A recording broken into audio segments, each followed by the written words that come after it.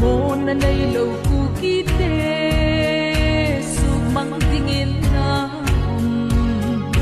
sa tang le pathin kito na phat na hung thong long tai ban no ya hin sam na ta poi kisan so na sing bo man na sin cha te pathin ang sung a hung thong long tai Israel pathinin Michael Vanil ayun solve Israel pathinin manasi chate abudo tai Israel pathinin manasi chate abudo tai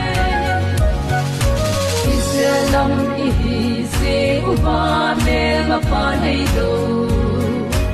Uki mina martar sang ho thi san dong ta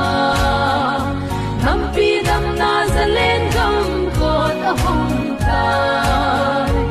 Alha ga usong Israel pathin anga at sol dam tau pe Uki cha de mel si ta agi bol gim na hi Israel pathinin alai nat pita Panoy sitin nam tin zalaya hin choi sang tan te Panoy sitin nam tin zalaya hin choi sang tan te